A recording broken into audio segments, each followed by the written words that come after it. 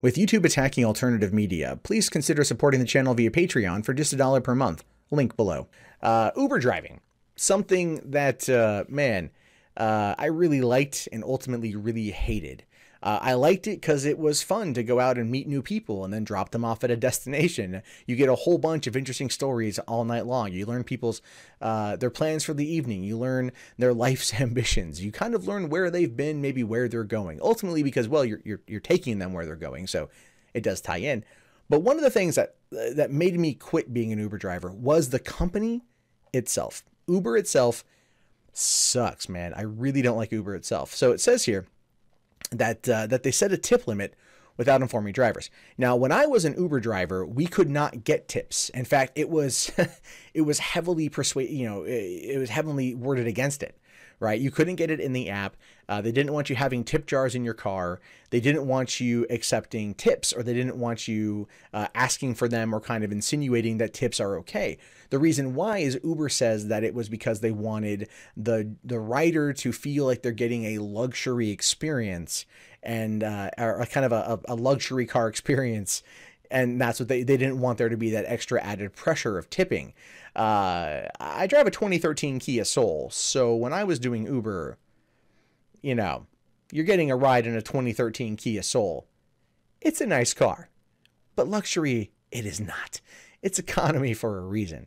But that being said, is they very much wanted you to maintain that idea, and I hated the company. Right? You know that episode of Black Mirror when they rate everybody up to 5 stars, and if you don't have a certain rating, you're like kind of an unperson? I felt the same way about Uber. I actually quit mostly over the anxiety of keeping those stars, because you don't know what people are going to vote you as, and you have no way of finding out anything because they don't ever leave you constructive criticism. So it's just not worth it to me, and the money sucked. So when Uber was sued for $100 million in a class action lawsuit, and they lost that lawsuit, there was the addition for tipping that came in, and that allowed them to basically allow drivers to put in tip cups in their car and everything else.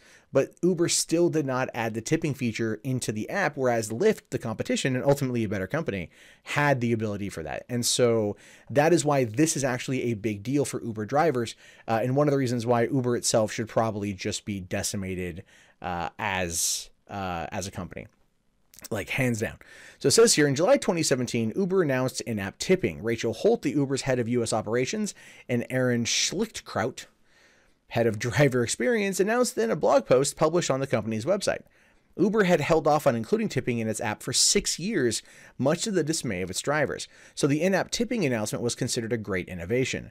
Customers no longer have to carry cash if they want to tip a driver. They can do so simply via the Uber app.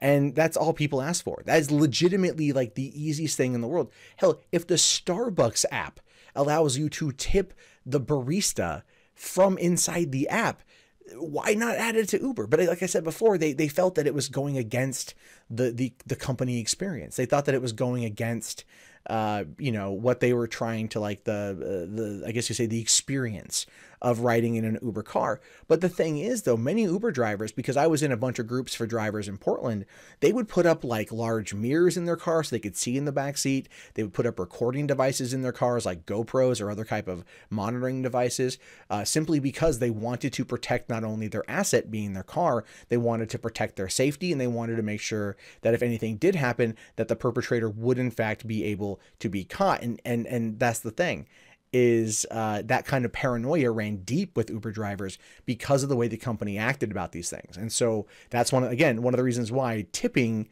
just that little thing, was one of the reasons why so many people were happy when it was allowed to come in. Because at the time I was an Uber driver in Portland, this was 2 years ago almost, there were 5,000 registered drivers in the city, and maybe a couple hundred actually on the road. Like, people they sign up and they quit because that's how the company makes its money. They want you on the short term, not the long term. It's just, again, Uber sucks. Just want to reiterate that fact for those of you out there in the peanut gallery. Use a Lyft if possible. Sponsored by Mundane Matt. No, more recent developments, however, showed that things aren't going great for the Uber drivers. According to a report from CNET published today, Uber has set a tip limit. CNET star Kerr talked to numerous drivers who seemed to be puzzled and outraged by the limit. Should there be a limit on generosity, they wonder? And the answer to that is no. No, there shouldn't be a limit to generosity. Now, are you going to get a $20, $30, $40, $50 tip from people on the regular? Probably not. All right. Like, I think the most I was ever tipped was like maybe $10 because I drove a dude to the airport. Right. And the drive itself was like a $14 fare. You know, going 15 miles out to the airport was like $14. You don't make a lot of money at this. But they go on to say, one driver here says, generosity should not be something, should be something that you have no limit on. Another Uber driver recounted an experience from driving a customer in LA for about 90 minutes, but traveling only 35 miles. The passenger needed to run a bunch of errands as fast as possible, so they were impressed by the service.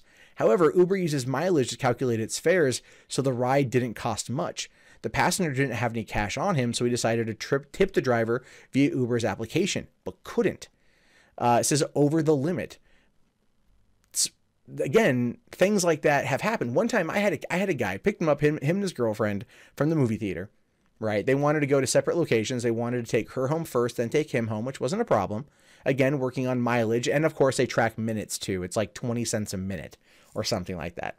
Like $1 a mile or 20 cents a minute or something.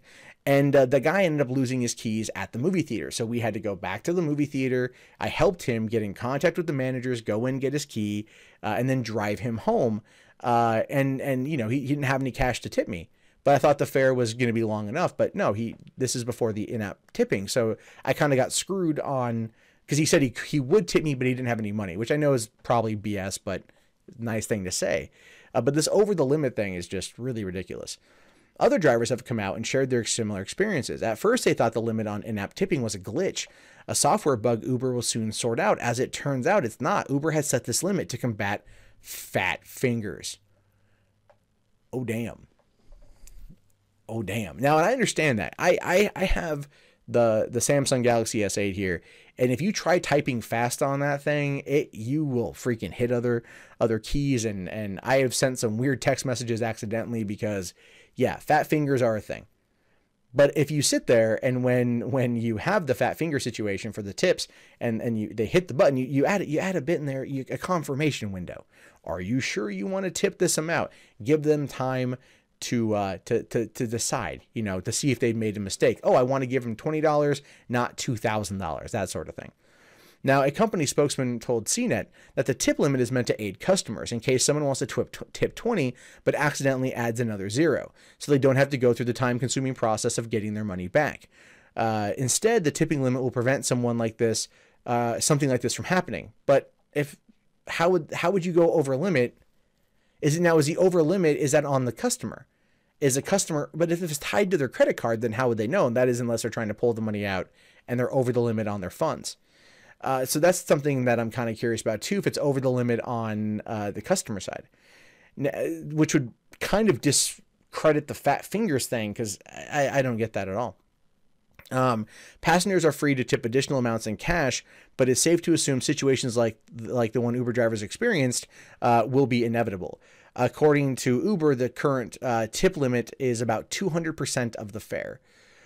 Okay, but if someone wanted to 200%, I get that, right? Like, again, some rides are like $5, and so if you want to tip out $100 on a $5 fare, that's your 200%, right? But that's a lot. 200%, you know. Oh no, it'd be more. That's the 2,000%. My math is off. So on like a $2 ride, if you want to tip someone $5, you're going to be over the limit, right? That's what it would be. That's dumb. They should really up that to like 1,000% or something, or just add in a freaking confirmation window. How about that? Right? But of course, this is what you deal with when you deal with Uber, a company that is just racked by controversy, racked with scandal after scandal after scandal. Drivers hate working for them. There's a huge high turnover rate. Nobody likes being an Uber driver. They like the concept of it. They find it fun. People get into it because they look at it as a get rich quick scheme. And some nights it feels like it is. There were some nights I drove where I would drive for 3 hours and I would make over $100, right? And that's a good thing. But then those nights are like few and far between. So you have to like really space it out during the key hours. I like to kind of go out just randomly to get out of the house and stuff. I do drive Uber Eats where I live. I did drive Uber Eats. If I go back to doing it again, I'll drive Postmates. I won't even touch Uber Eats because where I live, there's nothing here. The most orders I end up taking people are their McDonald's orders. So when you basically have kind of become a McDonald's delivery driver, you have to question where you are in life. And honestly, underpaid YouTuber is a lot better. But that being said, I have nothing against anyone who works at McDonald's. It's an honest work, but being the delivery driver is crap. It's crap. So again, if you're looking to get into this type of game, I recommend Lyft. I do feel they treat their people a lot better, and that's just my recommendation to you.